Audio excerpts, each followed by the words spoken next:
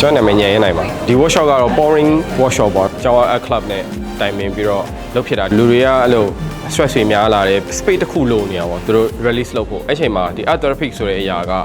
develop ဖြစ်လာနိုင်တယ် pouring art ဆိုတာ acrylic medium ပေါ့နော် acrylic ဆိုတဲ့ဆေးကိုပဲတခြားနိုင်ငံ artist တွေက canvas တစ်ခုမှာ launch ချလိုက်ပြီးတော့ texture တွေလုပ်လို့ရအောင်ဆိုပြီးသူတို့တခြား chemical တွေနဲ့ရောပြီးတော့စပြီးတော့အဲ့လို canvas တွေမှာ launch ပြတာပေါ့နော်အဲ့ချိန်မှာ texture တွေအရန်မိုက်တယ် excited ဖြစ်စရာကောင်းတဲ့ texture တွေရတယ်ခုနောက်ပိုင်းမှာတော့အဲ့လို pouring လုပ်လို့ရတဲ့ pouring medium ဆိုတာကြီးပေါ်လာတာပေါ့ပေါ်လာပြီးအဲ့ဒါတွေလွယ်လွယ်ကူဝယ်လို့ရတဲ့အချိန်မှာအဲ့ဆေးတွေလောင်းလိုက်တာနဲ့တခါတည်းဒီလိုဖြစ်သွားတဲ့ဟာမျိုးလုပ်လို့ရတယ် art ဆိုတာကလူတစ်ယောက်နဲ့တစ်ယောက် communicate လုပ်လို့ရတဲ့ universal language တစ်ခုလိုပဲပေါ့နော်အောက်ကပဲလူတစ်ယောက်ရဲ့အုံနောက်မှာရှိတဲ့ creation တွေကိုပို့ပြီးတော့ဆွဲထုတ်နိုင်တာပေါ့လူတွေအကုန်လုံးလည်းအနုပညာတစ်ခုမဟုတ်တစ်ခုကိုတော့ထိတွေ့နေတဲ့တယ်လို့ထင်တယ်ပေါ့နော်ကျွန်တော် workshop က MIU နဲ့ပေါင်းပြီးတော့နောက်နှစ်ထဲမှာလည်းလုပ်ဖို့ရှိတယ်နောက်နှစ်6လပိုင်းလောက်ကြာရင်ကျွန်တော်ရဲ့ solo show ရှိတယ်အဲ့ဒီကနေတပြိုင်နဲ့တူတူတလူနာဆိုတဲ့ကျွန်တော်အရင်တော့လုပ်ခဲ့တဲ့ပကြီးပြပွဲရဲ့ concept ကို international ကအင်ဂျီ brand တစ်ခုနဲ့ပေါင်းပြီးတော့ထုတ်ဖို့ရှိရပေါ့အခုလိုမျိုး workshop လုပ်ဖို့